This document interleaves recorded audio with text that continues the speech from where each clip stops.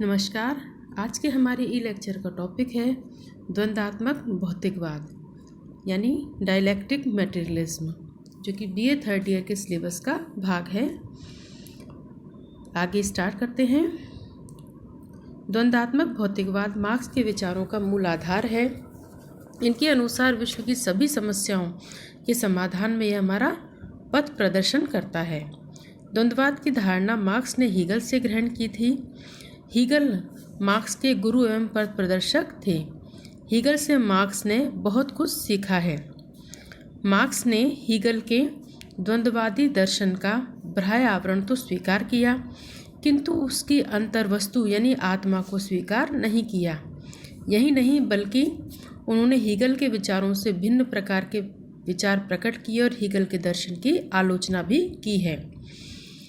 Hegel के आदर्शवादी विचारों के स्थान पर कार्ल मार्क्स ने द्वंद्वात्मक भौतिकवाद का प्रतिपादन किया। जहाँ हीगल ने आदर्शवादी विचार प्रतिपादित किए, वहीं द्वंद्वात्मक भौतिकवाद का प्रतिपादन कार्ल मार्क्स ने किया है। अब है मार्क्स के भौतिकवादी द्वंद्ववाद संबंधी विचार।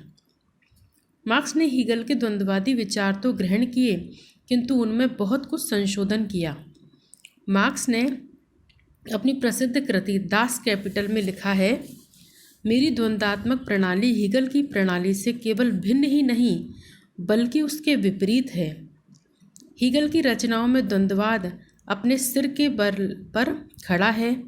यदि उसके रहस्यवादी लपेटों में छिपे हुए तार्किक तत्व को समझना है तो उसे पैर के बल सीधा खड़ा करना होगा, और मैंने उसे सीधा पैरों के बल पर खड़ा कर दिया। मार्क्स ने हीगल के इतिहास दर्शन का जो आधारभूत तत्व यानी विचारों की प्रधानता को थी, वह उसे मार्क्स ने अस्वीकार कर दी है। इन्होंने दार्शनिक आदर्शवादी काल्पनिक कहकर पूर्णतः अस्वीकार कर दिया है। मार्क्स कहते हैं कि तार्किक एवं श्रेष्ठ विचार की जो कल्पना हीगल ने की है वह एक रहस्यवादी विचार है, उसे देखा नहीं जा सकता। यानी कार्ल मार्क्स का कहना ये था कि विचारों की प्रधानता के संबंध में या दार्शनिक आदर्शवाद के संबंध में हीगल ने जो विचार व्यक्त किए हैं वह रहस्यवादी हैं, यानी उन्हें हम देख नहीं सकते हैं। मार्क्स कहते हैं कि किसी विचार को देखा नहीं जा सकता, उसे स्पर्श नहीं किया जा सकता, उसकी जांच नहीं की जा सकती, और वह रहस्यमय विचार है, वैज्ञानिक नहीं है। मार्क्स के लिए भौतिक पदार्थ जैसे मिट्टी, पत्थर, हड्डी, मांस सभी सत्य हैं। अदृश्य यानी जैसे विचार या विश्वास नहीं है। यानी भौतिक पदार्थ जो है वह मिट्टी, पत्थर को है सत्य मानते हैं और अदृश्य को सत्य नहीं मानते हैं। मार्क्स यह मानते हैं कि पदार्थ, प्रकृति और अस्तित्व पहले हैं तथा आत्मा, विचार और चेतना उसके बाद में है। यानी कार्ल मार्क्स ऐसा मानते थे कि जो भी भौतिक पदार्थ है वह पहले उत्पन्न हुए थे और विचार, चेतना ये सब बाद में आए हैं। भौतिकवाद का विचार यह है कि अस्तित्व प्राथमिक है और भौतिकवाद का विचार यह है कि अस्तित्व प्राथमिक है और वही चेतना को निर्धारित करता है। हीगल के लिए भौतिकवाद का विचार है कि अस्तित्व प्राथमिक है और वही चेतना को निर्धारित करता है। मार्क्स अपने को हीगल से नहीं जोड़ते हैं। वे लिखते हैं कि मैं अच्छी तरह जानता हूँ कि मेरे विकास की व्याख्या हीगल की व्याख्या नहीं है, और यह इसलिए कि मैं एक भौतिकवादी हूँ और हीगल आदर्शवादी है। यानी कार्ल मार्क्स ऐसा कहते हैं कि हीगल एक आदर्शवादी हैं और मैं एक भौतिकवादी हूँ। मार्क्स का दर्शन द्वंद्वात्मक भौतिकवाद इसलिए कहलाता है क्योंकि इसमें प्रकृति के घटनाक्रम को समझने का तरीका द्वंद्ववादी है। यानी प्रकृति में जो घटनाएं होती हैं उन्हें द्वंद्ववादी तरीके से समझा जाता है। इसके अंतर्गत प्रकृति के अंदर विरोधी शक्तियों के घात प्रतिघात के कारण ही विकास होता है, ऐसा कार्ल मार्क्स का मानना था। मार्क्स का द्वंद्वात्मक भौतिकवाद विश्व को एक नए आयाम से देखता है। एंजल्स कहते हैं कि मार्क्स का द्वंद्वात्मक भौतिकवाद दुनिया को देखने का एक साम्यवादी दृष्टिकोण है, यानी साम्यवादी दृष्टिकोण से देखने का तरीका ही द्वंद्वात्मक भौतिकवाद है। संक्षेप में मार्क्स का द्वंद्वात्मक भौतिकवाद यह मानता है कि विश्व का निर्माण आत्मा, विचार या चिंतन से नहीं हुआ है, वरन भौतिक पदार्थ या वस्तु से हुआ है। चेतना का आधार भौतिक है। पदार्थ में दो विरोधी शक्तियां पाई जाती हैं, जिनके द्वंद्व या संघर्ष से ही विश्व एवं प्रकृति का निर्माण होता है।